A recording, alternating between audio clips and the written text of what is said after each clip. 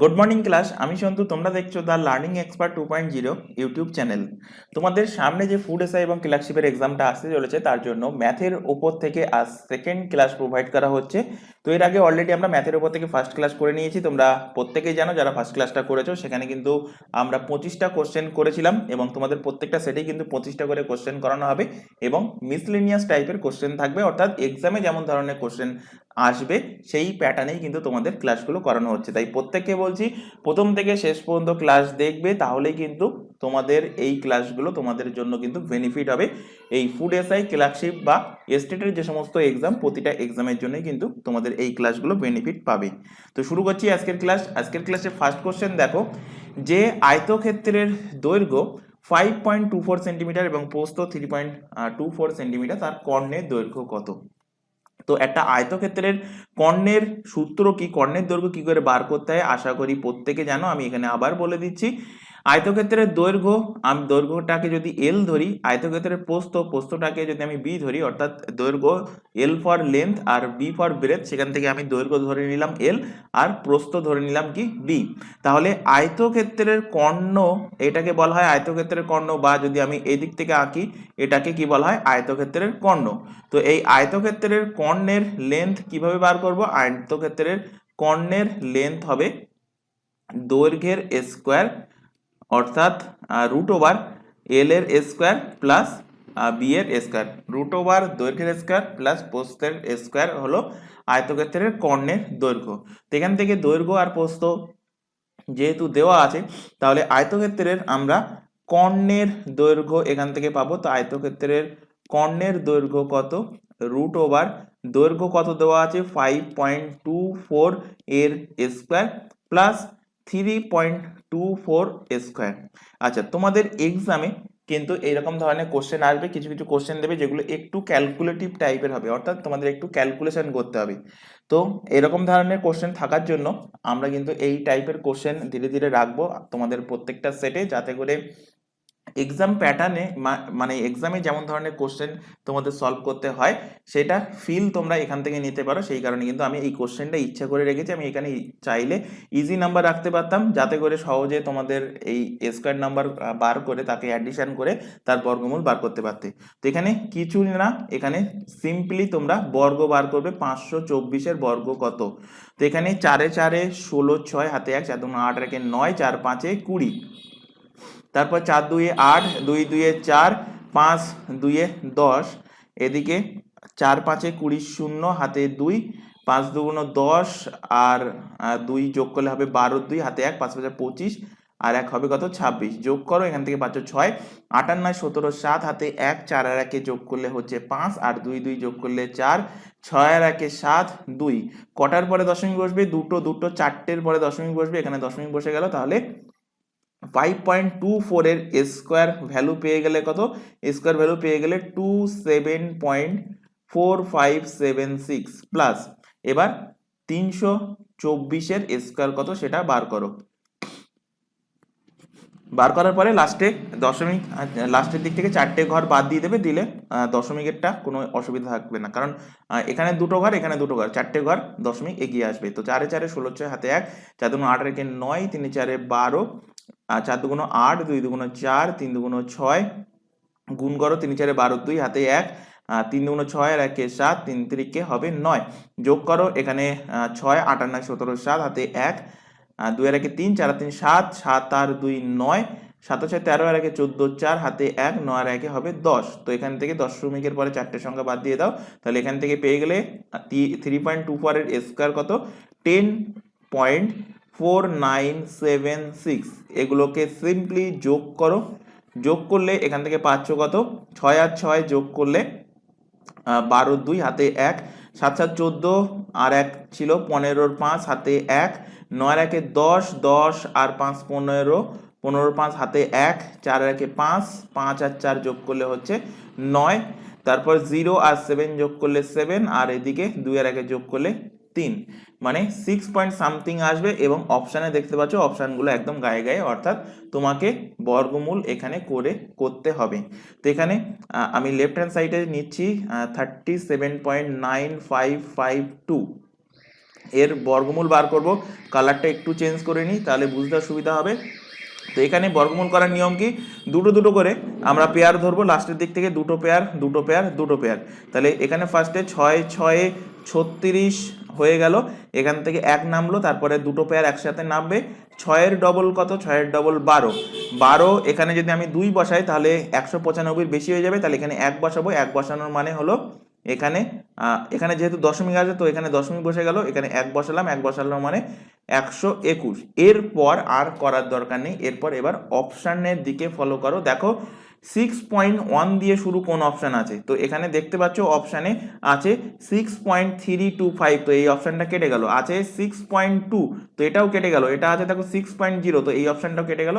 তো 6.1 দিয়ে মাত্র একটাই অপশান আছে, আর বার করার দরকার নেই। অপশান দেখবে, অপশান মার্কিং করবে, চলে আসবে। এই যে ছোট ছোট টিপসগুলো এখানে শেখানো হচ্ছে, এগুলো অবশ্যই এক্সাম হলের ক্ষেত্রে মাথায় রাখবে, কারণ এক্সাম হলে এই ছোট ছোট টিপসই কিন্তু তোমাদের টাইম বাঁচাবে। চলে আসো পরের কোশ্চেন।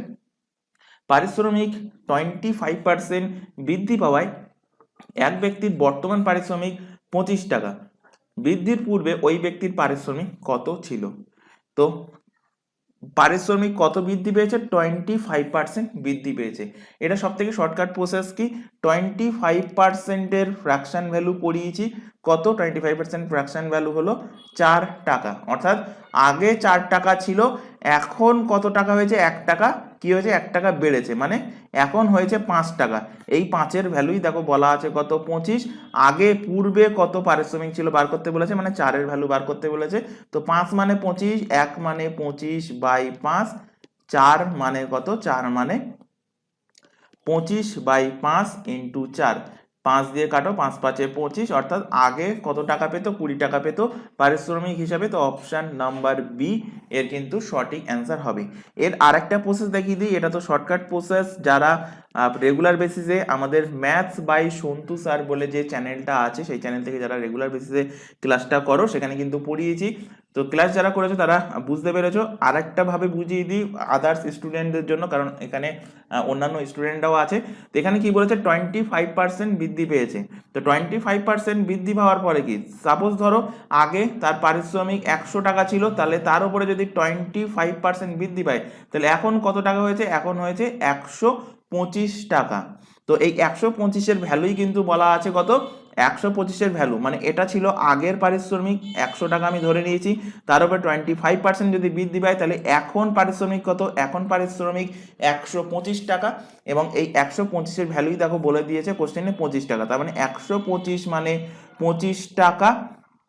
1 মানে কত? 25/125, আর আগের ভ্যালু বার করতে বলেছে, তার মানে 100-এর ভ্যালু বার করব। তাহলে 100 মানে কত? 25/125 ইন্টু 100, গুণ করো। 25 দিয়ে কাটলে 4 25, 25 দিয়ে কাটলে 5 25, 5 দিয়ে কাটো, 5 5-এ 25, 4 5-এ 20 টাকা অ্যান্সার হচ্ছে। যে যার যেটা সুবিধা হবে সে সেই প্রসেস ফলো করবে। দুটো প্রসেসই দেখিয়ে দিলাম, একটা হলো ফ্র্যাকশন, আর যাদের মনে আছে সেই ফ্র্যাকশন প্রসেস, আর একটা হলো নর্মাল প্রসেস। চলে আসো পরের কোশ্চেন। এবিসি তিনজন বন্ধু একটা ব্যবসা শুরু করলো। এর মূলধনের দ্বিগুণ বি এর মূলধনের 3 গুণের সমান, এবং বি এর মূলধন সি এর মূলধনের 4 গুণ। তো এখানে কি বলেছে? এই লাইন দুটোই এখানে ইম্পর্টেন্ট, যে এর মূলধনের দ্বিগুণ বি এর মূলধনের 3 গুণের সমান, অর্থাৎ এর মূলধনের দ্বিগুণ বি এর মূলধনের 3 গুণ হলো সমান। আর একটা কন্ডিশন কি বলেছে? বলেছে বি এর মূলধন সি এর মূলধনের 4 গুণ, অর্থাৎ বি এর মূলধন সি এর যে মূলধন তার 4 গুণ, অর্থাৎ বি এর মূলধন আর সি এর মূলধনের 4 গুণ, সেটা হলো সমান। এই দুটো কন্ডিশন এখান থেকে বলে দিয়েছে।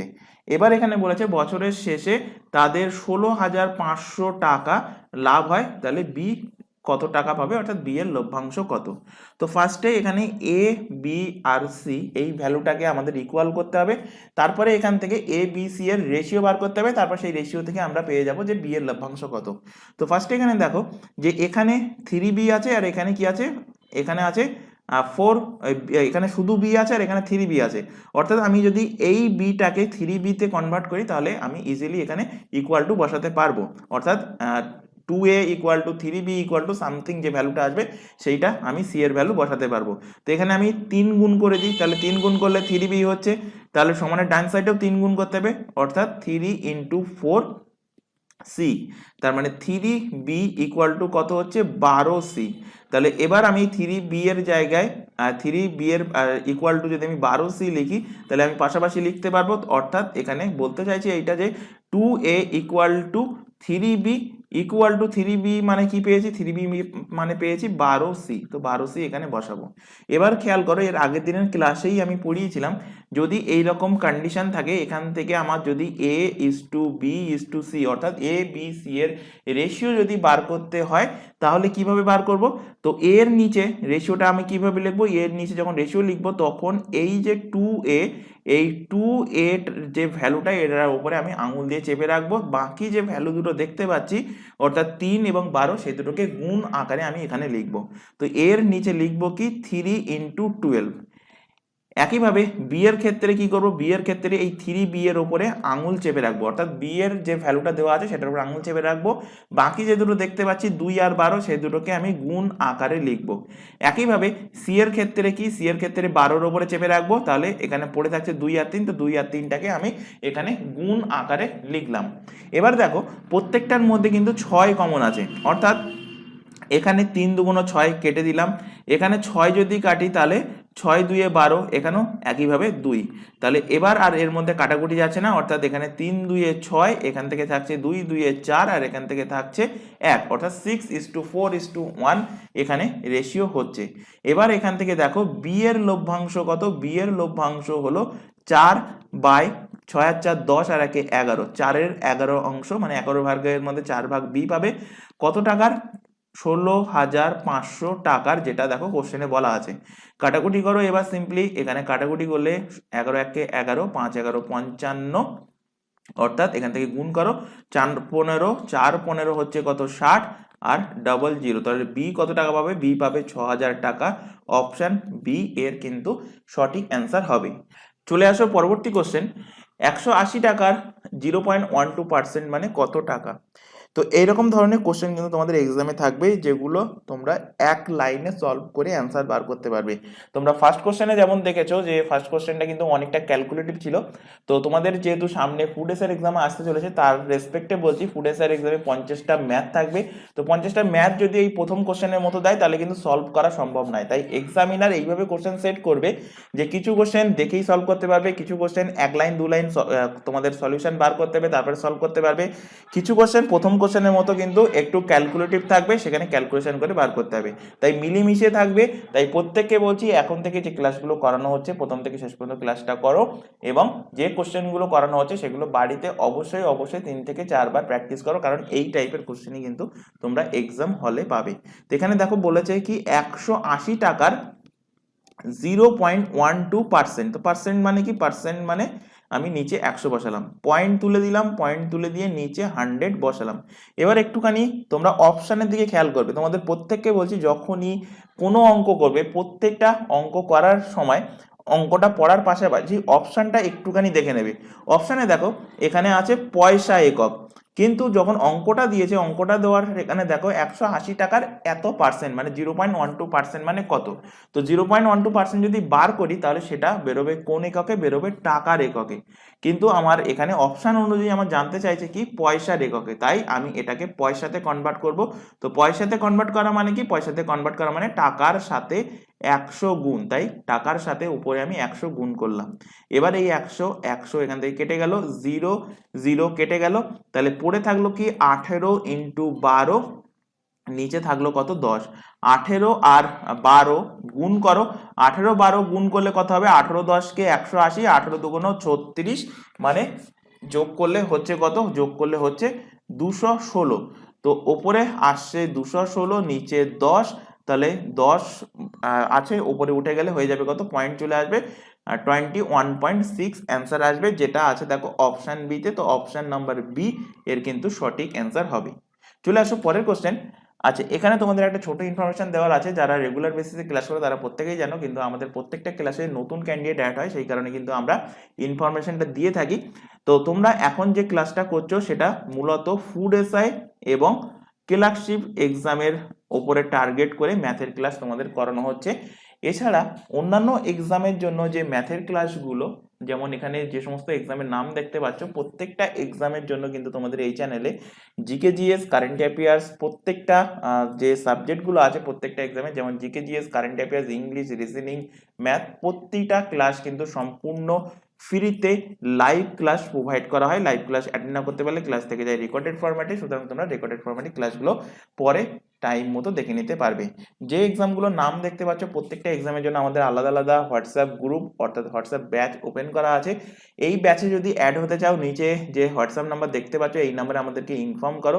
ব্যাচে অ্যাড হওয়ার বেনিফিট এটাই যে কখন কোন ক্লাস হবে, কোন দিন কোন ক্লাস হবে, বা এক্সাম ওরিয়েন্টেড কোনো গুরুত্বপূর্ণ ইনফরমেশন থাকলে সবকিছুই কিন্তু এই হোয়াটসঅ্যাপ ব্যাচে তোমাদের জানানো হয়।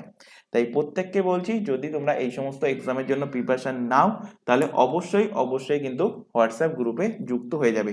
এছাড়া এখানে আরো একটা ইনফরমেশন দেওয়ার আছে, তোমরা এখন বর্তমানে যে চ্যানেলটাতে ক্লাসটা করছো চ্যানেলের নাম হলো দ্য লার্নিং এক্সপার্ট 2.0। এই চ্যানেলে যেহেতু তোমাদের সামনে এক্সামটা চলে এসছে সেই কারণে কিন্তু এখন ম্যাথের উপরে টার্গেট ব্যাচ প্রোভাইড করা হচ্ছে, স্পেশালি ফুড এসআই এবং ক্লার্কশিপ এক্সামের জন্য। কিন্তু বাদ বাকি যে ম্যাথের ক্লাস সেগুলো করবে কোন চ্যানেল থেকে? Maths by Santu sir. এখানে ম্যাথের ফাউন্ডেশন ব্যাচ চলছে, তাই প্রত্যেককে বলছি এই চ্যানেলটাও সাবস্ক্রাইব করে নাও এবং এখান থেকে ম্যাথের ফাউন্ডেশন ব্যাচটা কমপ্লিট করো। কারণ ম্যাথের ফাউন্ডেশন ব্যাচটা যদি তোমরা একবার কমপ্লিট করতে পারো এবং তার সাথে সাথে যদি প্র্যাকটিস করতে পারো, তাহলে যে কটা এক্সাম ইউপিএসসি বাদ দিয়ে এবং ব্যাংকিং এক্সাম বাদ দিয়ে, এই দুটো এক্সাম বাদ দিয়ে বাকি যা এক্সাম আছে প্রত্যেকটা কম্পিটিটিভ এক্সামের জন্য কিন্তু এই ফাউন্ডেশন ব্যাচটা অ্যাপ্লিকেবল হবে। আর এই চ্যানেলে অন্যান্য এক্সামের জন্য যে জিকে জিএস ক্লাস, তারপর current affairs class, English class and reasoning class, এই ক্লাসগুলো পেয়ে যাবে তোমরা দ্য লার্নিং এক্সপার্ট 2.0 এই চ্যানেল থেকে। এবং তার পাশাপাশি তোমাদের টার্গেট ম্যাথের ক্লাসও কিন্তু চলছে। তো চলে আসো পরের কোশ্চেন। একজন অসৎ ব্যবসায়ী দ্রব্যটির কেনা ও বেচার উভয় ক্ষেত্রে 10% ঠকায়, এতে তার শতকরা লাভের পরিমাণ কত হয়? এখানে জিনিসটা ক্লিয়ারলি বোঝাচ্ছে। সাপোজ ধরো 1 কিলোগ্রাম মানে কত? 1000 গ্রাম। এবার এই অসাধু যে ব্যবসায়ী সে 1000 গ্রাম জিনিস কিনছে কারো একটা কাছ থেকে, কোনো একটা সবজি ব্যবসায়ীর কাছ থেকে বা যারা কৃষক সেই কৃষকদের কাছ থেকে কিনছে। তো সেখানে কি করছে? 10% ঠকাচ্ছে। 10% ঠকানো মানে সেই কৃষকের কাছ থেকে বেশি জিনিস কিনছে, অর্থাৎ 1 কিলোগ্রামের জায়গায় সে বাটখারাটা এমনভাবে সেটিং করেছে সে কিনছে কত? 1100 গ্রাম, মানে 100 গ্রাম কিন্তু বেশি কিনছে। কেন 100 গ্রাম বেশি কিনছে? আমি 100 গ্রাম কেন নিলাম? কারণ 1000 গ্রামের 10% বার করো, 1000 গ্রামের 10% মানে 0 কেটে গেল, দেখো 100 গ্রাম হচ্ছে। তাহলে 10% সে বেশি কিনছে, তার মানে সে 1 কেজি তো নেবেই, আরো 100 গ্রাম বেশি নিচ্ছে, সেই কারণে কিন্তু আমি এখানে লিখেছি 1100 গ্রাম বেশি নিচ্ছে।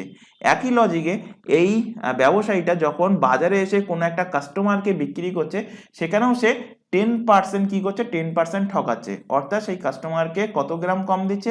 100 গ্রাম কম দিচ্ছে। মানে 1 কিলোগ্রামের জায়গায় সে কত দিচ্ছে? 100 গ্রাম কম। তাহলে 100 গ্রাম কম হলে কত গ্রাম দিচ্ছে? দিচ্ছে 900 গ্রাম জিনিস দিচ্ছে। তাহলে আলটিমেট সে কত লাভ করছে? তাহলে সে বিক্রি করছে অ্যাকচুয়ালি কত? বিক্রি করছে 900 গ্রাম। তাহলে কিনেছিল কত? কিনেছিল কিন্তু 1100 গ্রাম। তাহলে ডিফারেন্স কত? 200 গ্রাম। এই 200 গ্রাম লাভ করছে কার উপরে? লাভ করছে এই 900 গ্রামের উপরে। একের মধ্যে কত? 100-র মধ্যে কত? 0 এখান থেকে কেটে গেল, 0 কেটে গেলে এখান থেকে 9 দিয়ে ভাগ করো, 9 দুগুণ 18, 20 9 দুগুণ 18, 22 পূর্ণ 2 এর 9% এর অ্যান্সার হবে, বা 22.22% এর কিন্তু সঠিক অ্যান্সার হবে। তো এখানে দেখো কোনো অপশানই সঠিক নয়, তো এখানে অপশানগুলো প্রত্যেকটা ভুল দেওয়া আছে। তো অ্যান্সার কি হবে? কারেক্ট অ্যান্সার হবে 22.22%। চলে আসো পরের কোশ্চেন। একজন ব্যবসায়ী ক্রয় মূল্যের ওপর 40% বাড়িয়ে ধার্য মূল্য স্থির করে এবং 10% ছাড় দিয়ে দ্রব্যটা বিক্রয় করে, সমগ্র লেনদেনের ওই ব্যবসায়ী কত লাভ হবে? ভালো কোশ্চেন, বহুবার রিপিটেড হয়েছে পিএসসির এক্সামে। এবং এখানে দেখো ফার্স্টে ধরে নেবে যে ক্রয় মূল্য অর্থাৎ কস্ট প্রাইসকে মানে ক্রয় মূল্যকে ইংলিশে বলা হয় কি? Cost price. তাই এখানে সিপি লিখলাম। তো কস্ট প্রাইস আমি 100 টাকা ধরে নিচ্ছি। তো ক্রয় মূল্যের উপর কত বাড়াচ্ছে, 40% সে বৃদ্ধি করছে। কত বৃদ্ধি করছে, 40% বৃদ্ধি করছে। তো 100 টাকার উপরে 40% মানে কত টাকা, 140 টাকা।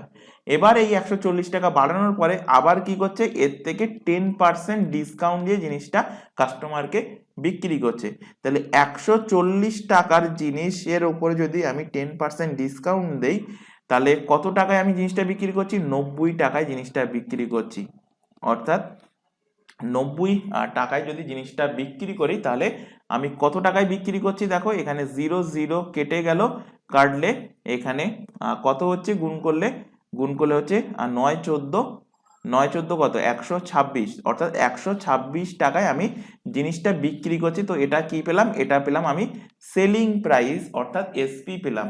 তাহলে আমার কেনা পড়ছিল কত, কেনা পড়ছিল 100 টাকা, বিক্রি করছি কত, 126 টাকা। তাহলে আমার লাভ হচ্ছে কত, 126-এর থেকে 100 টাকা বিয়োগ করো, 26 টাকা লাভ হচ্ছে। তাহলে কস্ট প্রাইস 100 টাকা, লাভ হচ্ছে 26 টাকা। একের মধ্যে কত, 100-এর মধ্যে কত, না বার করলেও হবে। যদি কস্ট প্রাইস 100 ধরে করো, তাহলে যেটা বিয়োগ করে পেয়ে যাবে সেটাই পার্সেন্টেজ। এটা লিখে বেকার এক লাইন লিখে টাইম নষ্ট করার কোনো দরকার নেই। তো অ্যান্সার কি হবে, 26% তার প্রফিট থাকছে। অপশন নাম্বার ডি এর কিন্তু সঠিক অ্যান্সার হবে। চলে আসো পরের কোশ্চেনে। একটি ব্যবসায় এ বি সি শুরু করলো, এর মূলধনের 1/3 এবং বি এ সি এর মোট বিনিয়োগের সমান মূলধন বিনিয়োগ করে। যদি বছর শেষে 900 টাকা লাভ হয়, তাহলে সি এর লভ্যাংশ কত? ভালো কোশ্চেন, এবং এই টাইপের কোশ্চেন তোমাদের এক্সামে দেবে। কোশ্চেনটা ইজি, কিন্তু এই ল্যাঙ্গুয়েজটা বুঝতে তোমাদের অসুবিধা হতে পারে। তো এখানে দেখো, এখানে বলছে একটা ব্যবসা শুরু করছে এ বি সি মিলে। এখানে এর মূলধনের 1/3 ইনভেস্ট করেছে, আর বি কি করছে, বি এ আর সি যে টাকা ইনভেস্ট করেছে তার সমান মূলধন বি ইনভেস্ট করেছে। তো এখানে অর্থাৎ আমি এখানে একটা ছোট এক্সাম্পল দিয়ে বোঝাচ্ছি। এ সাপোজ ধরো 2 টাকা ইনভেস্ট করেছে, সি 3 টাকা ইনভেস্ট করেছে, তাহলে 3 আর 2 যোগ করলে কত, 5 টাকা। তো 5 টাকা কে ইনভেস্ট করেছে, 5 টাকা বি ইনভেস্ট করেছে। এবং আরেকটা কন্ডিশন দিয়েছে যে এ মোট মূলধনের 1/3 ইনভেস্ট করেছে। তো আমি এখানে ফার্স্টে ধরে নেব যে মোট মূলধন কত, মোট মূলধন x টাকা আমি এখানে ধরে নিলাম। এবার এখানে দেখো বলেছে যে এ কত টাকা, এ মোট মূলধনের 1/3 টাকা, অর্থাৎ x/3 টাকা এ ইনভেস্ট করেছে। তারপরের লাইনে দেখো বলেছে যে, তারপরের লাইনে কি বলেছে যে বি এ আর সি এর মোট মূলধনের সমান ইনভেস্ট করেছে। তো বি কি করেছে, এ আর সি যত টাকা ইনভেস্ট করেছে তার সমান ইনভেস্ট করেছে বি। এবার এখান থেকে দেখো, এই ফার্স্ট লাইন থেকে যেখানে এর ইনভেস্টের কথা বলা আছে, এ x/3 অংশ টাকা ইনভেস্ট করেছে, তাহলে বাকি টাকাটা কারা ইনভেস্ট করেছে, বাকি টাকা, আগে বাকি টাকা বার করে নি। বাকি টাকা বা বাকি অংশ কত, বাকি অংশ সমান 1 - x/3। তো 1 - x/3 করলে কত হচ্ছে, 2x/3 টাকা। এটা কে ইনভেস্ট করেছে, এটা ইনভেস্ট করেছে বাকি যে দুজন পড়ে আছে, মানে বি আর সি ইনভেস্ট করেছে 2x/3। এটা কিন্তু কোশ্চেনে বলা নেই, এটা তোমাকে বুঝে নিতে হবে। তাহলে এখান থেকে দেখো বি আর সি মিলে কত টাকা ইনভেস্ট করেছে, 2x/3 টাকা বি আর সি মিলে ইনভেস্ট এখানে করেছে। এখান থেকে তুমি পেয়ে যাবে কি, এখান থেকে সি কত টাকা ইনভেস্ট করেছে সেটা পেয়ে যাবে। কিভাবে পাবে, এখান থেকে দেখো C equal to 2x/3 minus কি হবে, 2x/3 মাইনাস এখানে হয়ে যাবে বি। এবার ওপরে দেখো, ওপরে যে আমি এখানে রেখে দিয়েছিলাম যে বি যত টাকা ইনভেস্ট করেছে এ আর সি মিলে তত টাকা ইনভেস্ট করেছে। এখান থেকে দেখো, এখানে যদি আমি সমানের দুই সাইডে আরেকটা করে বি যোগ করে দিই, এদিকে বি এদিকে বি, তাহলে এখানে দেখো 2b ইকুয়াল টু ডান সাইডে A B R C, R A B C মোট কত টাকা ইনভেস্ট করেছে, x টাকা ইনভেস্ট করেছে, ফার্স্টেই ধরে নিয়েছি। তো এখানে বসালাম x টাকা, তাহলে বি কত টাকা ইনভেস্ট করেছে, x/2 টাকা ইনভেস্ট করেছে। এই বি এর ভ্যালুটা আমি এবার এখানে পুট করব, তাহলে আমি এখান থেকে সি কত টাকা ইনভেস্ট করেছে পেয়ে যাব। তাহলে 2x/3 মাইনাস বি এর জায়গায় বসাবো কত, x/2, বি এর ভ্যালুটা এখানে বসালাম। এখান থেকে ক্যালকুলেশন করবে, ক্যালকুলেশন করলে পেয়ে যাবে, এখানে লসাগু করলে পাবে 6। তাহলে 6 মানে ওপরে হবে 4x মাইনাস এখান থেকে হবে কত, এখান থেকে হবে 3x, তাহলে 4x থেকে 3x বিয়োগ হয়ে গেলে হয়ে যাবে কত, x/6 টাকা। ইনভেস্ট করেছে কে, x/6 টাকা ইনভেস্ট করেছে কে, সি ইনভেস্ট করেছে। তো এখান থেকে এবার এ, বি আর সি এরা কত টাকা ইনভেস্ট করেছে তার রেশিওটা ইজিলি পেয়ে যাবে, কারণ প্রত্যেকে কত টাকা ইনভেস্ট করেছে সেটা এখান থেকে পেয়ে গেছো। তাহলে এ ইনভেস্ট করেছে x/3 টাকা, এখানে x/3 বসালাম। বি ইনভেস্ট করেছে কত, x/2 টাকা, দেখো এখানে বি ইনভেস্ট করেছে x/2, এ x/3 আর সি কত, x/6 টাকা।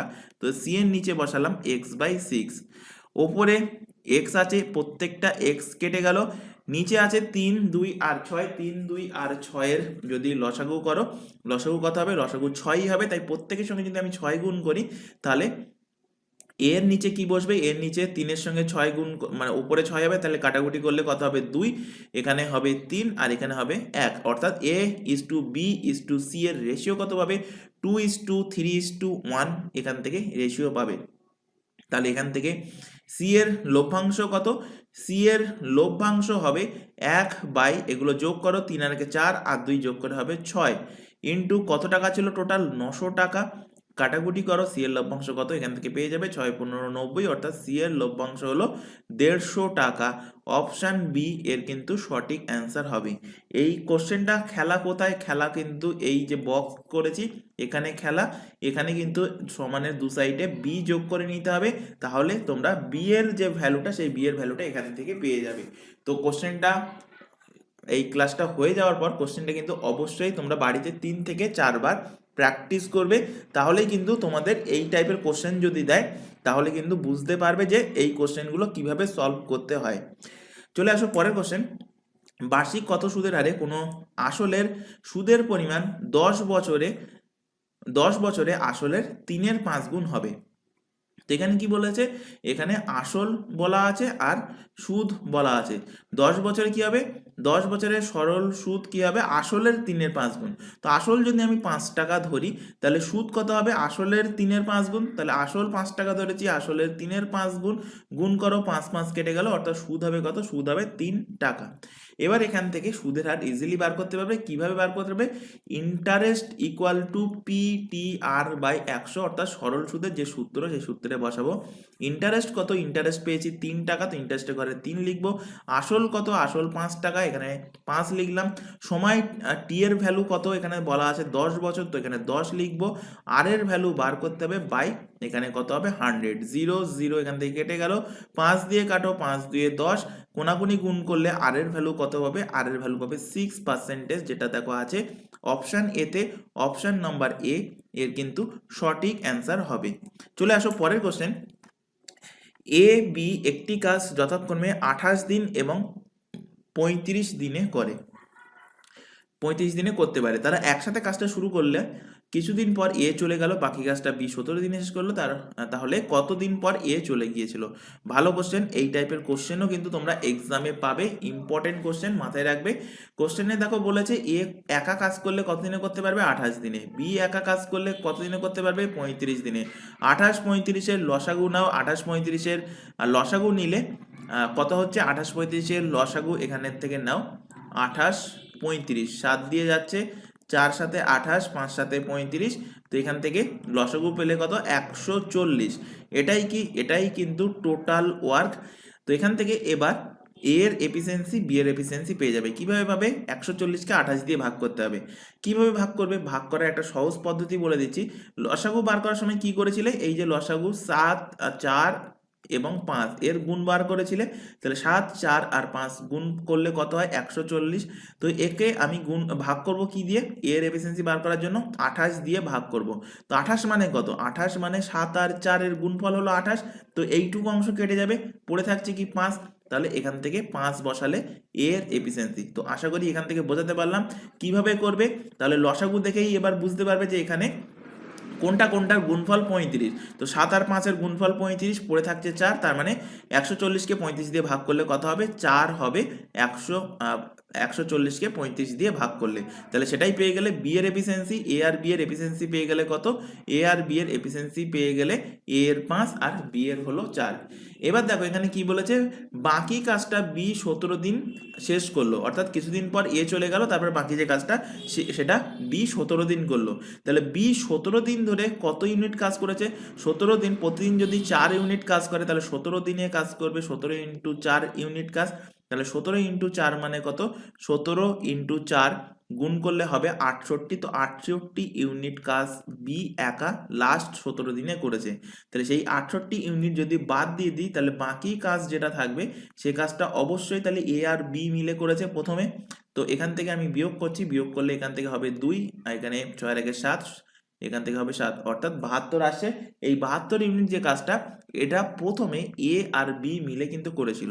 তাহলে এখান থেকে আমি যদি এ আর বি এর একত্রিত এফিসিয়েন্সি আমি এখান থেকে বার করি, তাহলে এ আর বি এর একত্রিত এফিসিয়েন্সি হবে 5 আর 4 যোগ করলে কত? 9। এই 9 এফিসিয়েন্সি দিয়ে কত ইউনিট কাজ করেছে? 72 ইউনিট। কত এফিসিয়েন্সি দ্বারা? 9 এফিসিয়েন্সি দ্বারা। তাহলে এখান থেকে পেয়ে যাবে কি? এখান থেকে পেয়ে যাবে নাম্বার অফ ডেজ, কত দিন সময় লাগবে এ আর বি প্রথম এই 72 ইউনিট কাজটা করতে। তো এখানে 9 দিয়ে কাটো, 9 দিয়ে কাটলে হয়ে যাবে 8 নং 72, অর্থাৎ এ আর বি মিলে একত্রিতভাবে প্রথমে 8 দিন কাজ করেছিল, 8 দিন পরে এ চলে যায়, তারপর বাকি 17 দিন বি কাজ করে। তাহলে অ্যান্সার কি হবে? অ্যান্সার হবে 8 দিন। অপশন নাম্বার সি এর কিন্তু সঠিক অ্যান্সার। চলে আসো পরের কোশ্চেন। একজন ব্যক্তি একই সময় একজন বালকের দ্বিগুণ কাজ করতে পারে যদি 10 জন লোক একটি কাজ 8 দিনে করতে পারে, তাহলে ওই একই কাজ 3 জন লোক এবং 4 জন বালক মিলে কত দিনে করতে পারবে? এই টাইপের কোশ্চেন দিলে আমি দেখেছি ম্যাক্সিমাম ক্যান্ডিডেট কিন্তু ছেড়ে দেয়। কিন্তু ইজি কোশ্চেন, ভালোভাবে খেয়াল করে, এখানে ফার্স্টে যা যা বলেছে সেইভাবে পাতিয়ে নেবে। এখানে বলেছে একজন ব্যক্তি একই সময়ে একজন বালকের থেকে দ্বিগুণ কাজ করে। তো একজন ব্যক্তিকে আমি ম্যান, তাই আমি এখানে এম দ্বারা ডিনোট করব, আর একজন বালককে, বালক ইংরেজি বয়, তাই আমি একে বি দ্বারা ডিনোট করব। তাহলে একটা ম্যান সমান কত বলা আছে? একটা ম্যান সমান দুটো বয় এখানে বলা আছে। তারপরে বলেছে দেখো 10 জন লোক একটি কাজ করতে পারে কত দিনে? 8 দিনে করতে পারে। আর এখানে একই কাজ 3 জন লোক এবং 4 জন বালক মিলে কতদিন করবে? 3 জন ম্যান এবং 4 জন বয় মিলে একটা কাজ কত দিনে করবে সেটা আমাকে এখান থেকে বার করতে হবে। তো এখানে ফার্স্টে দেখো যেটা সেকেন্ড লাইনে বলেছে যে 10টা ম্যানের কাজ করতে সময় লাগে কতদিন? 8 দিন সময় লাগে 10টা মানুষের কাজ করতে। তাহলে 10টা মানুষের কাজ করতে যদি 8 দিন সময় লাগে, তার আগে এখানে দেখো বলা আছে যে একটা ম্যান সমান কটা বয়েস? একটা ম্যান সমান দুটো বয়েস। তাহলে এখান থেকে আমি পেয়ে যাব 4টে বয়েস সমান কটা ম্যান? 4টে বয়েস সমান দুটো ম্যান। তাহলে এখানে 4টে বয়েসের জায়গায় আমি যদি দুটো ম্যান বসিয়ে দিই, যেটা বার করতে বলেছে, তাহলে 4-এর বির জায়গায় আমি বসাবো 2m, মানে দুটো ম্যান। তাহলে টোটাল ম্যান পাওয়ার কত হয়ে গেল? টোটাল ম্যান পাওয়ার হলো 5টা। এই 5টা ম্যান পাওয়ারের কতদিন সময় লাগবে সেটা আমি এখান থেকে ইজিলি বার করতে পারবো, কারণ এখানে 10টা ম্যান পাওয়ারের সময় লাগে 8 দিন, একটা ম্যান পাওয়ারের কাজ করতে সময় লাগবে 8 ইন্টু 10 দিন, আর 5 জন যদি ম্যান হয়, 5 জন যদি লোক হয়, তার সময় লাগবে কত? 8 ইন্টু 10 বাই 5 দিন। 5 দিয়ে কাটো, 5 দুইয়ে 10, 8 দুগুণ 16 দিন কিন্তু টাইম লাগবে, যেটা আছে অপশন নাম্বার ডিতে। তো অপশন নাম্বার ডি এর কিন্তু সঠিক অ্যান্সার হবে। চলে আসো পরের কোশ্চেন। চক্রবৃদ্ধি সুদ এবং সরল সুদের চক্রবৃদ্ধি সুদ এবং সরল সুদের এত টাকার উপর 3 বছরের সুদের পার্থক্য বলা আছে কত? 1,500 টাকা। যদি বার্ষিক সুদের হার দুই ক্ষেত্রে সমান হয়ে থাকে তবে সুদের হার নির্ণয় করো। তো এখানে বলে দিয়েছে বার্ষিক সুদের হার চক্রবৃদ্ধি সুদের ক্ষেত্রে এবং সরল সুদের ক্ষেত্রে উভয় ক্ষেত্রেই কিন্তু সমান। এখানে দেখো একটা কন্ডিশন আছে যে 3 বছরে, তো 3 বছরে চক্রবৃদ্ধি সুদ এবং সরল সুদের পার্থক্য যখনই থাকবে তখনই একটা সূত্র তোমরা অ্যাপ্লাই করবে। কন্ডিশন মাথায় রাখবে, 3 বছর জন্য কন্ডিশন থাকে। তো 3 বছর যখন কন্ডিশন থাকবে আর চক্রবৃদ্ধি সুদ আর সরল সুদের অন্তর যখন জানতে চাইবে, তখন সূত্রটা কি? Compound interest minus simple interest, অর্থাৎ চক্রবৃদ্ধি সুদ মাইনাস সরল সুদ ইকুয়াল টু কি হবে? ইকুয়াল টু হবে পি ইন্টু আর বাই 100 এর whole square into 300 plus R by 100। এই সূত্রটা মুখস্থ করে নাও, যেখানে পি মানে আসল, আর মানে সুদের হার, আর এখানে কম্পাউন্ড ইন্টারেস্ট মানে চক্রবৃদ্ধি সুদ, আর সিম্পল ইন্টারেস্ট মানে কি সরল সুদ। তো এখানে দেখো চক্রবৃদ্ধি এবং সরল সুদের পার্থক্য বলে দিয়েছে কোশ্চেনে, কত বলেছে 1500 টাকা। তো এখানে পার্থক্যের জায়গায় আমি কত বসাবো, পার্থক্যের জায়গায় বসালাম 1500 টাকা। এবার এখানে দেখো বলেছে আসল, কত টাকা আসল ইনভেস্ট করেছিল, 30,720 টাকা। তো এখানে বসালাম 30,720 টাকা সে ইনভেস্ট করেছিল।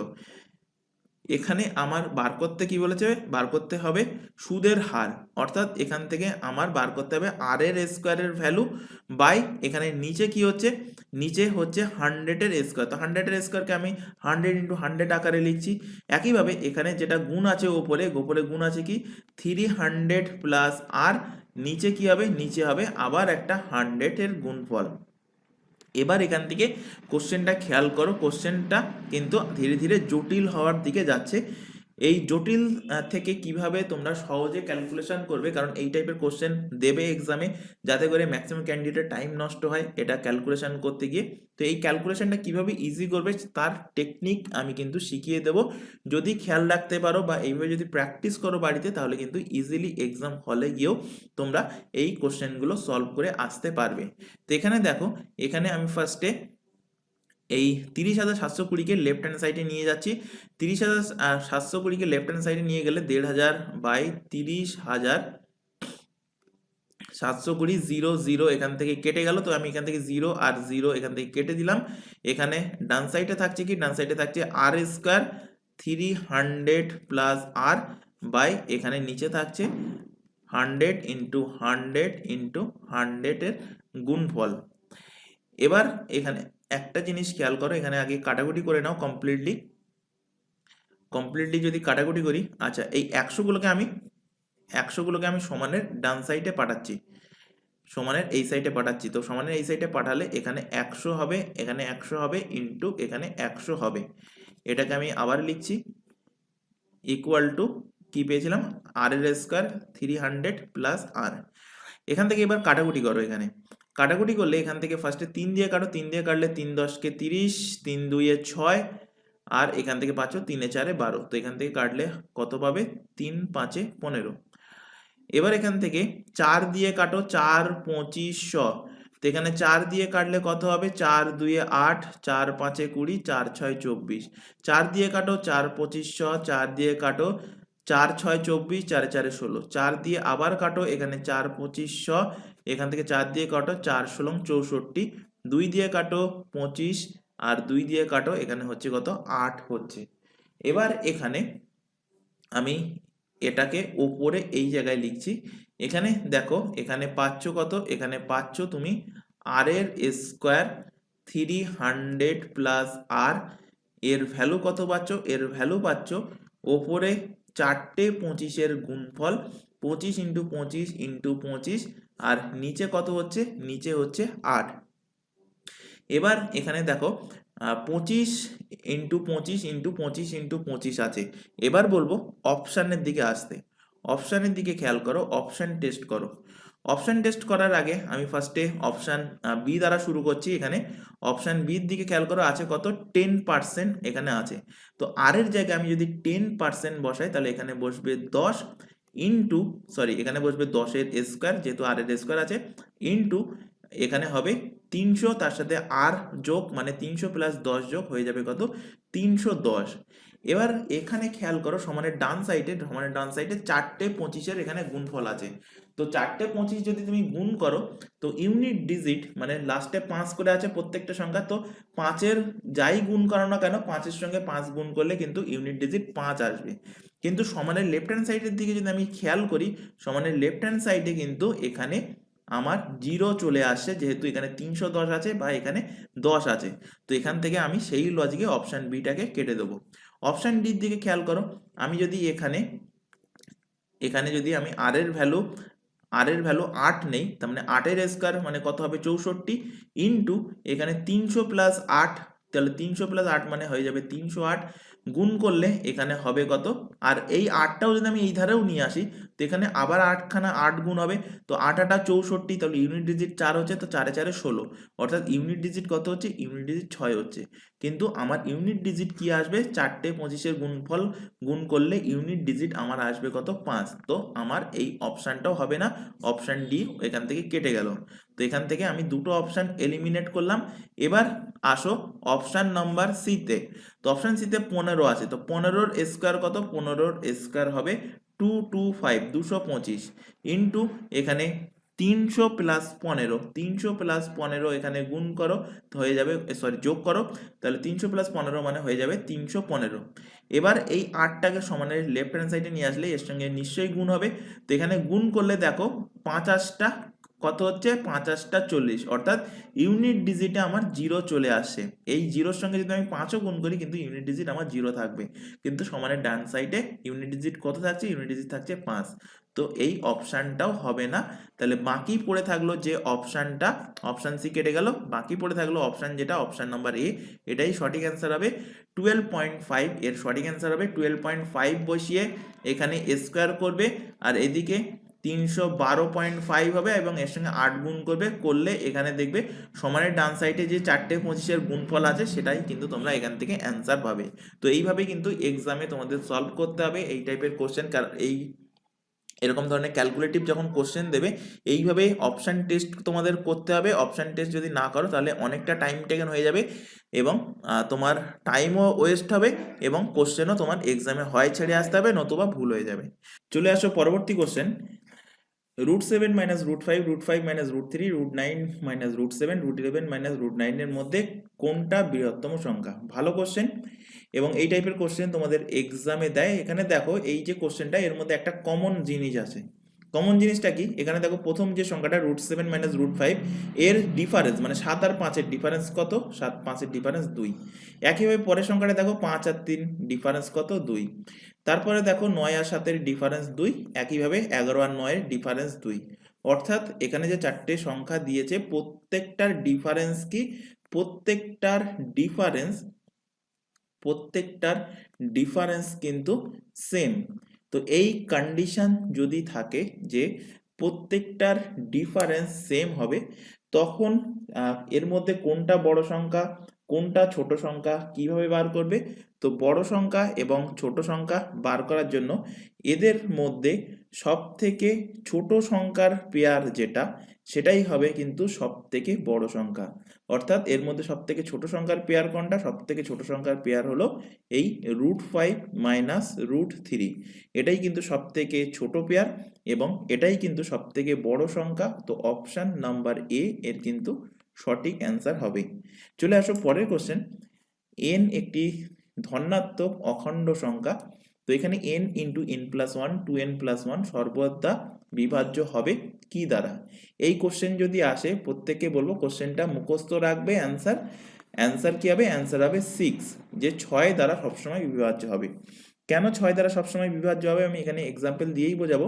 এই যে এখানে এনটা বলেছে কি ধনাত্মক অখণ্ড সংখ্যা বলেছে, তো ধনাত্মক অখণ্ড সংখ্যা আমি এন এর ভ্যালু যদি আমি 1 ধরি, তাহলে আমি এখানে যদি মানটা পুট করি অর্থাৎ n ইন্টু n+1 ইন্টু 2+1 এর সঙ্গে এই জায়গায় যদি n এর মানটা পুট করি, তো এখানে n এর জায়গায় 1 বসালাম, তারপর 1 + 1 মানে কত 2, তারপরে দেখো 2n আছে মানে 2 ইন্টু 1 + 1 ইকুয়াল টু কত হচ্ছে, ইকুয়াল টু হচ্ছে দেখো এখানে 1 ইন্টু 2 ইন্টু এখানে 2 1 কে 2, তার সাথে 1 যোগ করলে হচ্ছে 3। একইভাবে আমি যদি n এর ভ্যালু 2 বসাই, তো এখানে দেখো হচ্ছে 2 2 আর 1 যোগ করলে কত হচ্ছে 3, আর এখানে 2 2 গুণ 4 আর 1 যোগ করলে কত হচ্ছে 5। তারপর এখানে n এর ভ্যালু তুমি যাই নাও না কেন 2 3 4 5 6 7 যাই নাও না কেন, আমি এখানে n = 4 নিয়েও দেখাচ্ছি। তো n এর মান আমি যদি 4 নিই তাহলে n এর জায়গায় 4 বসালাম, n+1 মানে কত হচ্ছে 5, আর 2n মানে কত হচ্ছে 4 2 8, আর তার সাথে 1 যোগ হচ্ছে কত 9।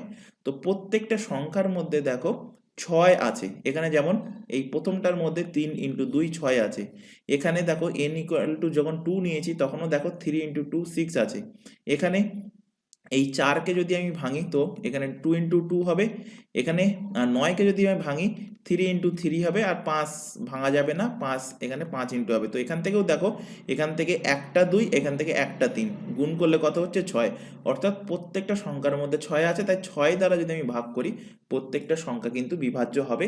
অ্যান্সার কি হবে? অপশন নাম্বার এ এর অ্যান্সার হবে। এর বার করার যে লজিকটা কি?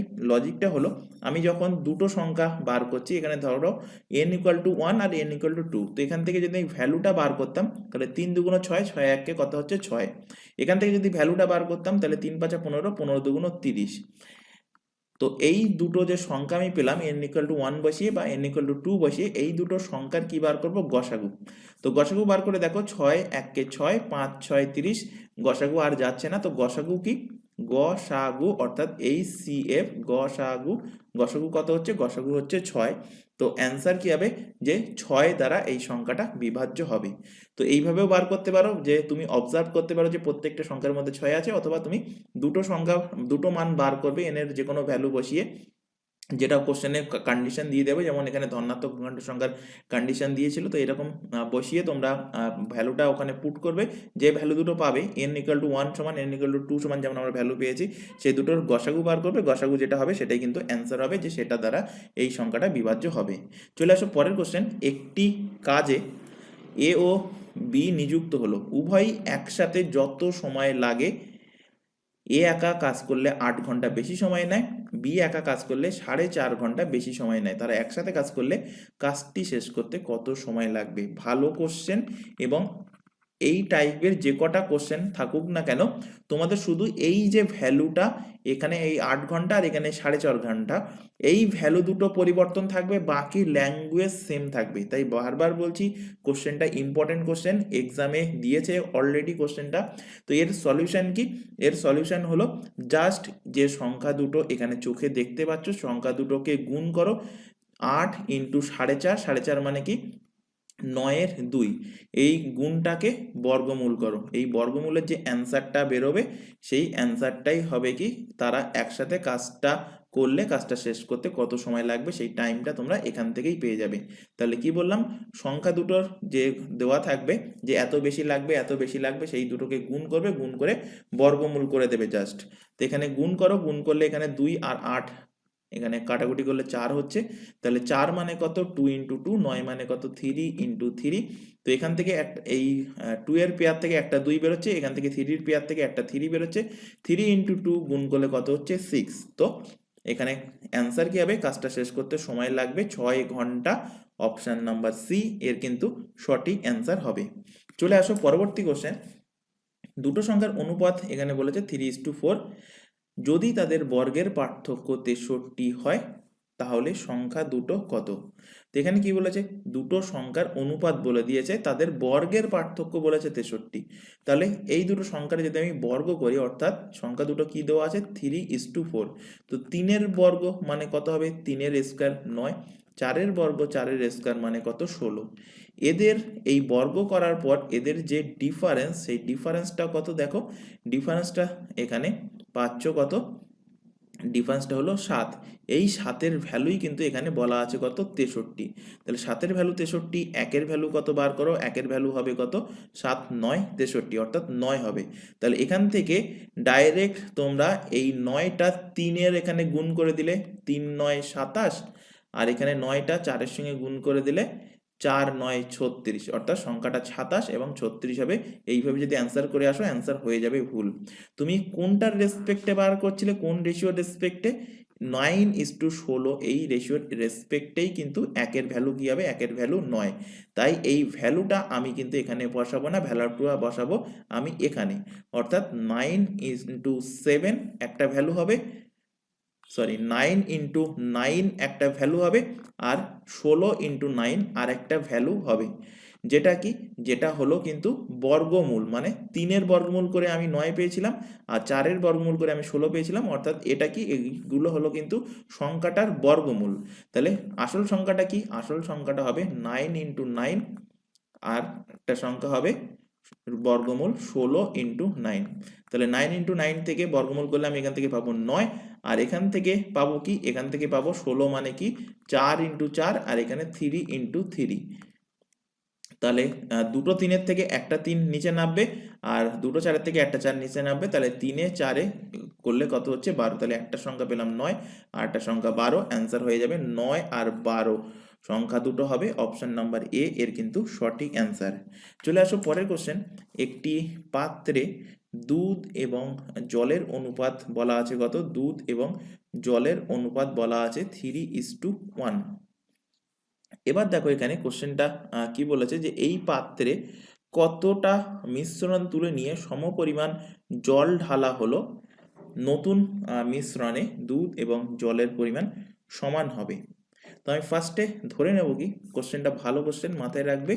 ফার্স্টে ধরে নেব, এর বেসিকভাবে যেভাবে সলভ করতে হয় সেটা বলে দিচ্ছি, কারণ অনেকে দেখবে এই কোশ্চেনটা শর্টকাট প্রসেসে সলভ করায়, এবং ম্যাক্সিমাম ক্যান্ডিডেট এক্সাম হলে গিয়ে যদি সামান্য একটু ঘুরিয়ে দেয় তাহলে ভুল করে, কারণ শর্টকাট প্রসেস তখন অ্যাপ্লাই হয় না। তাই এই কোশ্চেনটা আমি বেসিক প্রসেসে শেখাচ্ছি। এখানে ধরে নাও টোটাল মিশ্রণ কত ছিল। প্রথমেই টোটাল মিশ্রণ তোমার কাছে কতটা ছিল, টোটাল মিশ্রণ ছিল, আমি ধরে নিলাম আমার কাছে ছিল x লিটার মিশ্রণ ছিল। এবার এই x লিটার মিশ্রণে কি আছে, আছে মিল্ক, তাই m লিখলাম, আছে ওয়াটার অর্থাৎ জল, তাই আমি এখানে w লিখলাম। কত রেশিওতে আছে, 3:1 রেশিওতে আছে। তাহলে x লিটার টোটাল পরিমাণ, তার মধ্যে 3:1 রেশিওতে মিল্ক আর ওয়াটার থাকে, তাহলে কতটা মিল্ক আছে, মিল্ক আছে x এর কত অংশ, 3/4 অংশ। 3 আর 1 যোগ করলে 4, তো 3/4 অংশ। তো এটাকেই আমি লিখছি 3x/4 অংশ। জল কতটা আছে, একইভাবে জল আছে 1/4, তাহলে x এর 1/4 মানে x/4 অংশ কি আছে, x/4 অংশ জল আছে। এটা প্রথমে ছিল, অর্থাৎ এই ফার্স্ট লাইন পর্যন্ত আমি কোশ্চেনটা সলভ এখানে করলাম। এরপর এই মিশ্রণ থেকে আমি কিছুটা জল তুলে নিলাম। কতটা জল তুলে নিলাম, আমি ওই লিটার জল তুলে নিলাম। কতটা তুললাম, ওই লিটার জল তুলে নিলাম, মাথায় রাখবে। ফার্স্টে কি ধরেছিলাম, এক্সটা, ফার্স্টে আমি টোটাল মিশ্রণ ধরেছিলাম এক্স, আর এখন সেই যে টোটাল মিশ্রণ, সেই টোটাল মিশ্রণ থেকে যদি আমি ওই লিটার জল তুলে নিই, তো এখানে সাপোজ আমি একটা এক্সাম্পল দিই, ছবি এঁকে আঁকলেই বুঝতে পারবে যে এখানে এই গ্লাসে কিছু একটা মিশ্রণ আছে, কিছু বলতে এখানে যা বলা আছে তাই বলছি, যে মিল্ক আর ওয়াটারের মিশ্রণ আছে এই পাত্রে। এবার এই পাত্র থেকে আমি যদি, এখানে সাপোজ ধরো 10 লিটার মিশ্রণ আছে, তো এই 10 লিটার মিশ্রণ থেকে আমি যদি 3 লিটার মিশ্রণ আমি এই পাত্রে তুলে নিই, তো 3 লিটার মিশ্রণ তুলে নিলেও এর মধ্যে সেই মিল্ক আর ওয়াটারের রেশিও সেম থাকবে। তো একইভাবেও কিন্তু এই অয়েলটা যখন তুলছি, এই অয়েল লিটারের মধ্যে মিল্ক আর যে ওয়াটারের রেশিও, সেই মিল্ক আর ওয়াটারের রেশিও কিন্তু সেম থাকছে। কত থাকছে, 3:1ই থাকছে।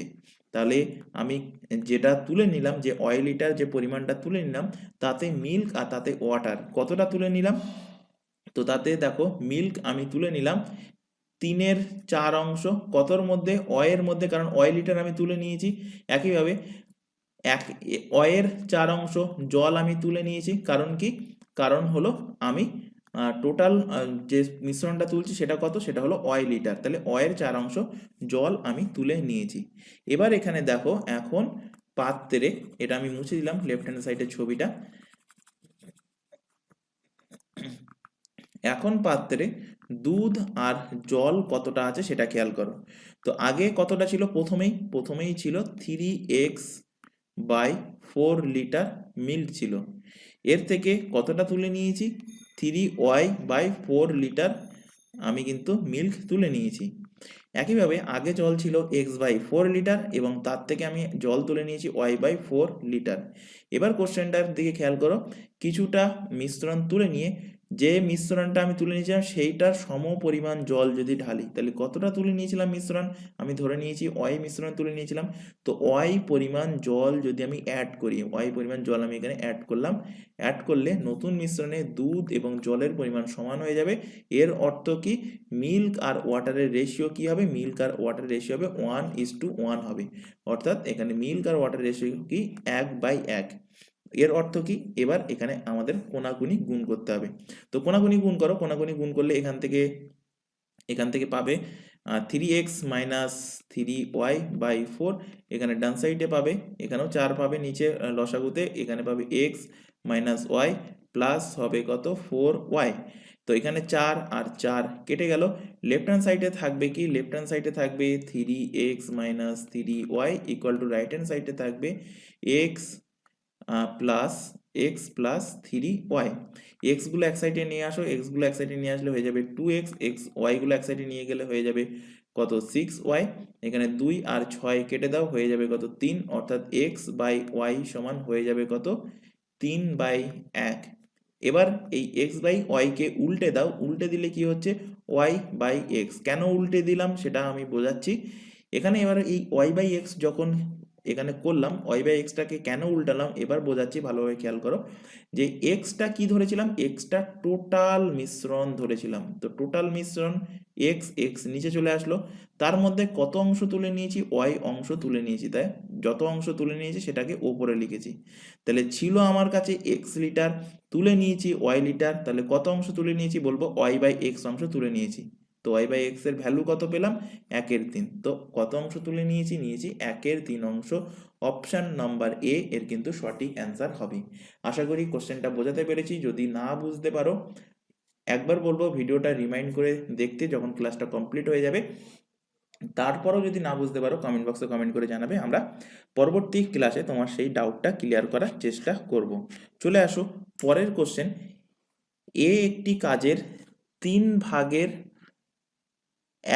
অংশ 5 দিনে, বি একটি কাজের 5/2 অংশ 10 দিনে করতে পারে, এবং এ এবং বি একসাথে কাজটি কত দিনে করতে পারবে। ভালো কোশ্চেন দিয়েছে। আগে ফার্স্টে বার করে নিতে হবে কি, ফার্স্টে বার করে নিতে হবে যে এ একদিনে কতটা, সরি এ এক অংশ কাজ কত দিনে করতে পারে। তো এখানে দেখো কোশ্চেনে বলেছে এ একটি কাজের 1/3 করে কত দিনে, 1/3 অংশ কাজ করে 5 দিনে কাজ করে। তাহলে এক অংশ কাজ করে কত দিনে, এক অংশ কাজ করে 3, 5-এর সাথে গুণ হয়ে যাবে, এক অংশ কাজ করে 15 দিনে। একইভাবে বি এর ক্ষেত্রেও বার করে নাও। বি 1/5 অংশ, সরি 2/5 অংশ বলেছে, 2/5 অংশ কাজ করে কত দিনে, 2/5 অংশ কাজ করে 2 দিনে। তাহলে এক অংশ কাজ করে কত দিন, 10 × 5/2। তো 2 আর 10 কাটো, এখানে 5 হয়ে যাচ্ছে, অর্থাৎ কত দিনে, 25 দিনে বি একা কাজটা করতে পারবে। এবার এখানে বলেছে যে এ আর বি যদি একসাথে কাজটা করতে পারে, তাহলে একসাথে কাজটা করে তাহলে কতদিনে কাজটা শেষ হবে। তো এর ক্ষেত্রে আমি বলবো যে যে সূত্র একটা আছে xy/x+y, এই সূত্রটা অ্যাপ্লাই করবে, তাহলে পেয়ে যাবে যে দুজনে একসাথে কাজ করলে কতদিনে কাজটা করবে। তো এক্স এর ভ্যালু এখানে 15, ওয়াই এর ভ্যালু এখানে 25। তো 15 × 25 আর 15 25 যোগ করলে কত হচ্ছে 40। কাটাকুটি করো, 5 দিয়ে 5 40, 5 দিয়ে কাটলে 3 5 15। এবার এখানে 3 25 কত হচ্ছে 75/8, এখানে 8 9 72, 8 9 72, 9 পূর্ণ 3-এর 8 দিন হচ্ছে। তো এখানে দেখো কোন অপশন আছে, অপশন সি তে আছে, অপশন সি এর কিন্তু সঠিক অ্যান্সার হবে। 9 পূর্ণ 3-এর 8 দিনে কিন্তু কাজটা শেষ করবে এ আর বি যদি উভয় একসাথে কাজ করে। চলে আসো পরবর্তী কোশ্চেন। এ 21,000 টাকা দিয়ে একটা ব্যবসা শুরু করলো, বি 36,000 টাকা নিয়ে কিছুদিন পর যোগ দিল। যদি বছর শেষে লাভ সমান ভাগে ভাগ করা হয়, তবে বি কত মাস পরে যোগ দিয়েছিল। অর্থাৎ বছর শেষে এ যে টাকা লাভ পাবে, বিও কিন্তু সেম টাকা লাভ পাবে। তো এখানে দেখো এ আর বি, এ কত টাকা ইনভেস্ট করেছিল, 21,000 টাকা ইনভেস্ট করেছিল। বি কত টাকা ইনভেস্ট করেছিল, বি ইনভেস্ট করেছিল 36,000 টাকা। এবার দেখো এ কত মাসের জন্য ইনভেস্ট করেছিল, এ কিন্তু টোটাল 1 বছর অর্থাৎ 12 মাসের জন্য ইনভেস্ট করেছিল। কিন্তু বি কিন্তু 12 মাসের জন্য ইনভেস্ট করেনি। বি কত মাসের জন্য ইনভেস্ট করেছিল, তো বি আমি ধরে নিলাম বি এখানে ইনভেস্ট করেছিল এক্স মাসের জন্য। তো বি এক্স মাসের জন্য যদি ইনভেস্ট করে, তাহলে বছর শেষে তাদের যে লাভটা, সেই লাভটা কি হবে, সমান ভাগে ভাগ হবে।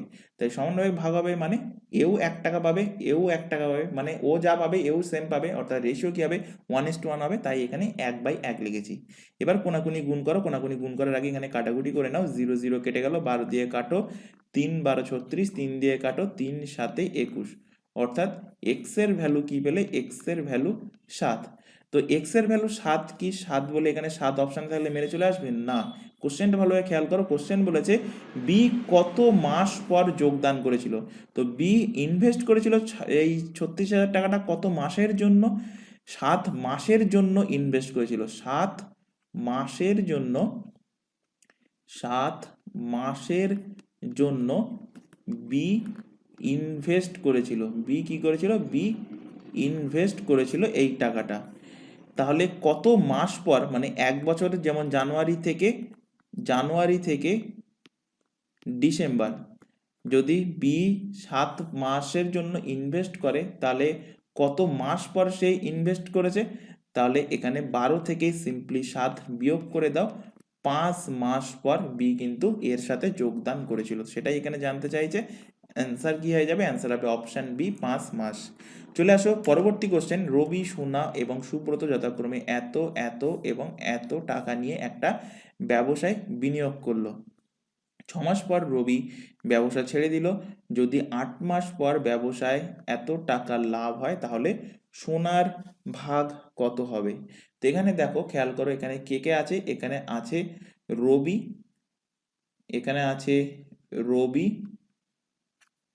এখানে আছে সোনা, রবি, সোনা, আরেকজন কে আছে? আরেকজন আছে সুব্রত। তো এরা কি করেছে?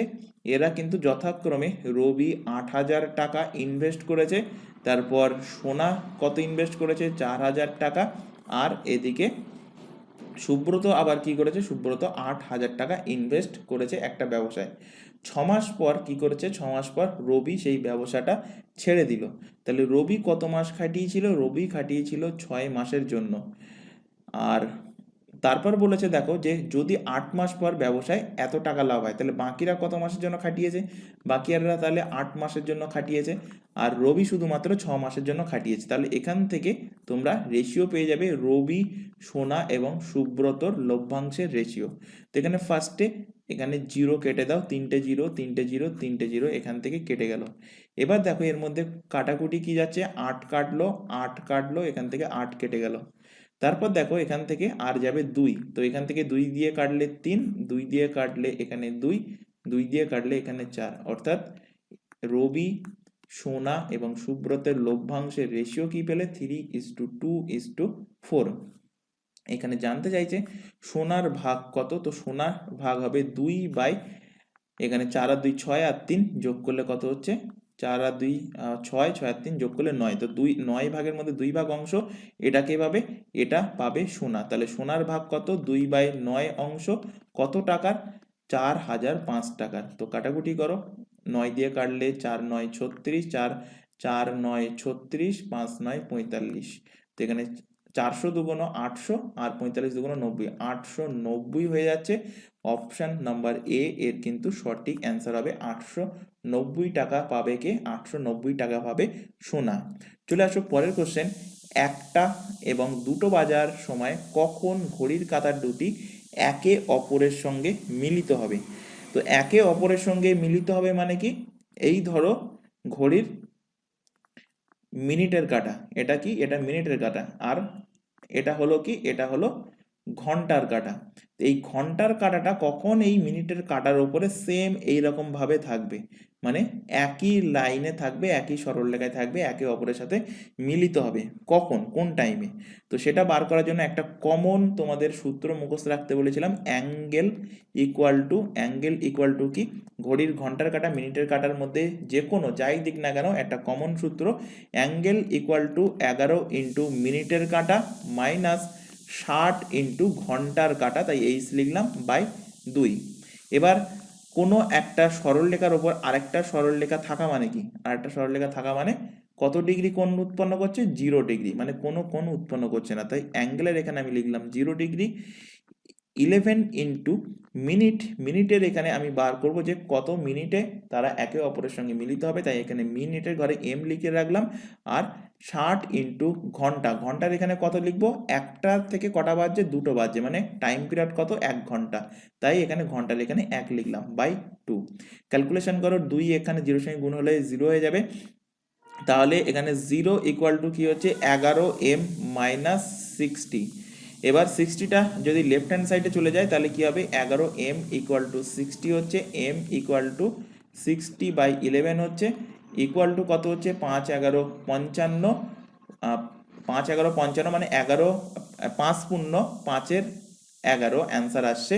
কত কত ঘন্টার পরে 5 পূর্ণ 5-এর 11 হবে?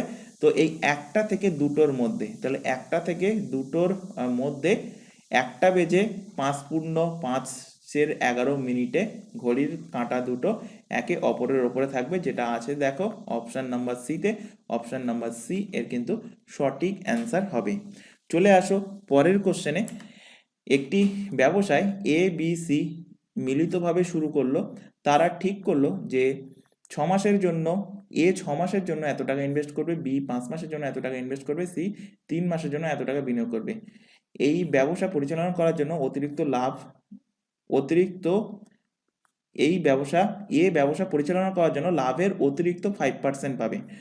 তাহলে মোট যদি এত টাকা লাভ হয় তাহলে বি এর লভ্যাংশ কত? তো ফার্স্টে এখানে বলেছে যে এ লভ্যাংশের যদি 5% পায়, এক্সট্রা পায়, তাহলে লভ্যাংশ আর কত বেঁচে থাকবে? অর্থাৎ 7,400-এর মধ্যে 5% যদি এ পেয়ে যায় তাহলে বাকি থাকবে কত? বাকি থাকবে 95%। তো 95% এখানে ফার্স্টে বার করে নাও, 0 0 কেটে গেল। তো এখান থেকে লভ্যাংশ থেকে গেল কত?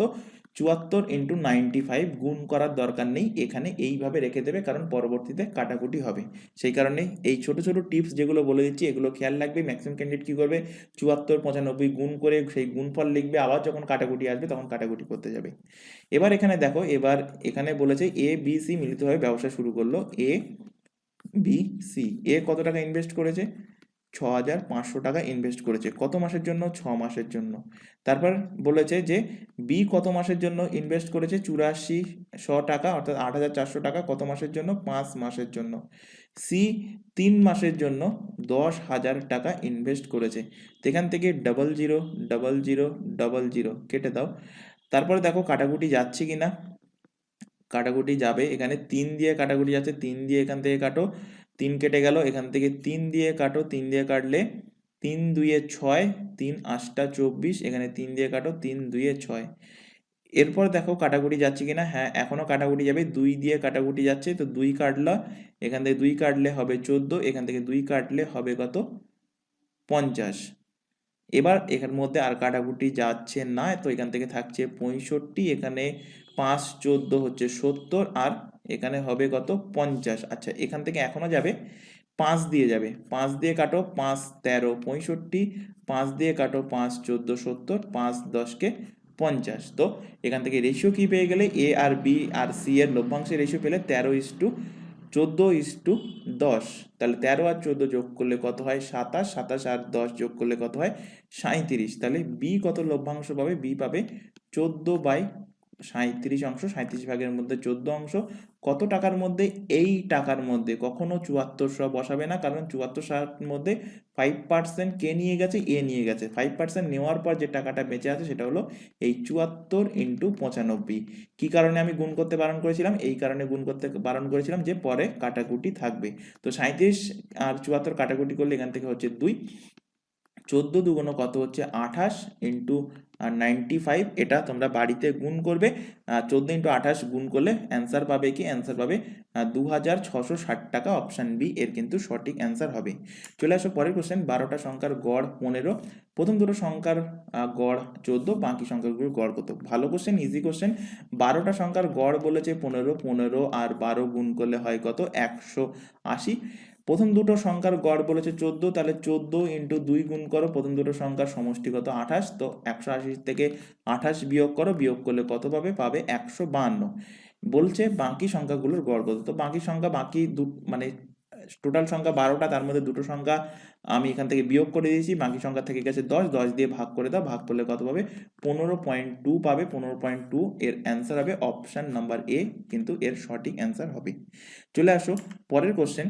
দুটো পাইপ দ্বারা এ এবং বি পাইপ একটি ট্যাঙ্ক পৃথকভাবে 6 ঘন্টা 4 ঘন্টায় ভর্তি করে। যদি পাইপ দুটো পর্যায়ক্রমে প্রতি ঘন্টায় চালানো হয় এবং এ পাইপটি প্রথমে যদি চালু করা হয় তবে ট্যাঙ্কটা কত ঘন্টায় পূর্ণ হবে? অর্থাৎ বলতে চাইছে, এই টাইপের কোশ্চেনের আগের দিনের ক্লাসে পড়িয়েছি, প্রথম ঘন্টায় এ চলবে, তারপরের ঘন্টায় এ পাইপকে বন্ধ করে দিয়ে বি চলবে, তারপরে ঘন্টায় আবার বি পাইপকে বন্ধ করে শুধুমাত্র এ চলবে, তারপরে ঘন্টায় আবার বি চলবে, এইভাবে ক্রমান্বয়ে চলতে থাকবে। তো এখানে এ পাইপ কত ঘন্টায় ফিল করতে পারে বলেছে 6 ঘন্টায়, বি পাইপ কত ঘন্টায় পারে 4 ঘন্টায়। 6 আর 4-এর লসাগু কত হবে, লসাগু হবে 12, তো 12ই হবে ট্যাঙ্কের টোটাল ক্যাপাসিটি। তাহলে এখান থেকে এর এফিসিয়েন্সি পেয়ে যাবে কত, 12কে 6 দিয়ে ভাগ করলে পেয়ে যাবে 2, 12কে 4 দিয়ে ভাগ করেও এখান থেকে বি এর এফিসিয়েন্সি পেয়ে যাবে 3। এবার কি হচ্ছে, এবার দেখো যে এ ফার্স্ট ঘন্টায় ফিল করছে কত 2 ইউনিট, বি 1 মিনিট কি হলো,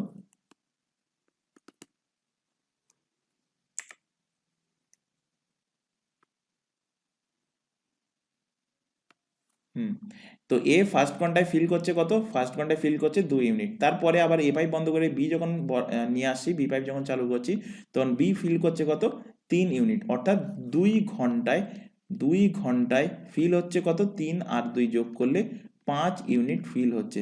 আমাকে ফিল করতে হবে কত, ফিল করতে হবে 12 ইউনিট।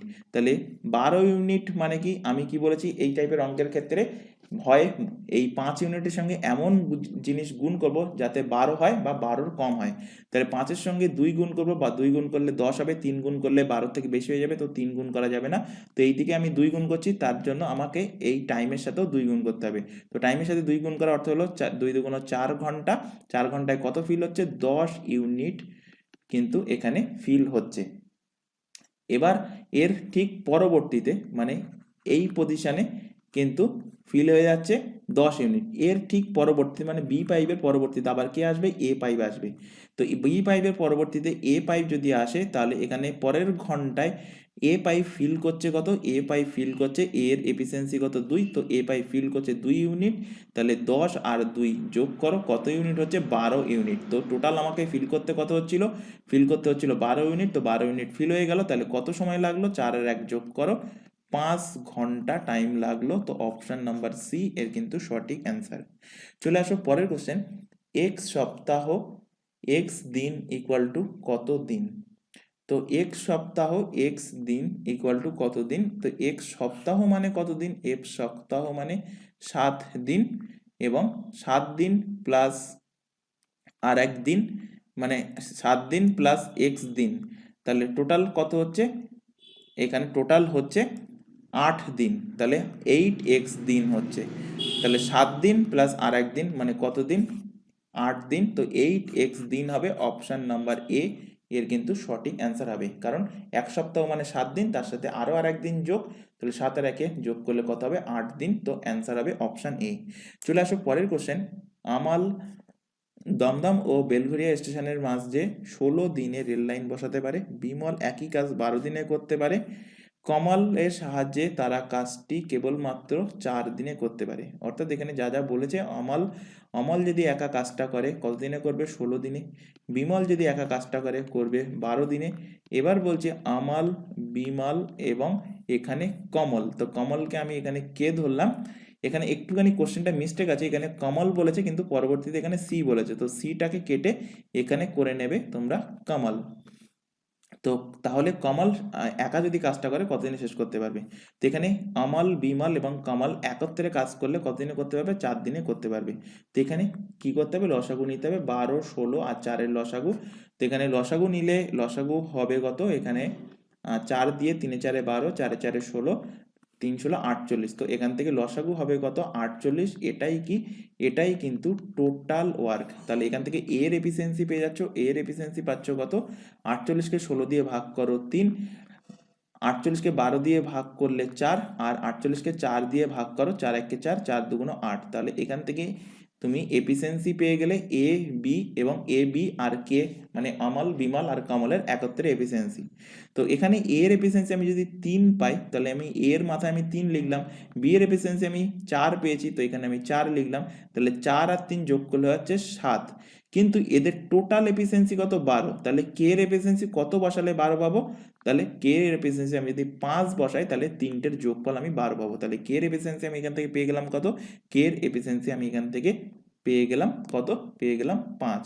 তাহলে এখানে বলেছে কমল একা কাজটা কত দিনে করবে, তাহলে টোটাল কাজ কত 48, কমলের এফিসিয়েন্সি কত 5, তাহলে ভাগ করে দাও, পেয়ে যাবে কমলের নাম্বার অফ ডেজ, কতদিন সময় লাগবে কাজটা একা করতে। তো 48/5 দিন সময় লাগবে। এটাকে ভগ্নাংশে নিয়ে আসো, 5×9 = 45, হাতে থাকছে 3, 9×3 = 5 দিন সময় লাগবে, যেটা আছে অপশান নাম্বার সিতে। অপশান নাম্বার সি এর কিন্তু সঠিক অ্যান্সার হবে।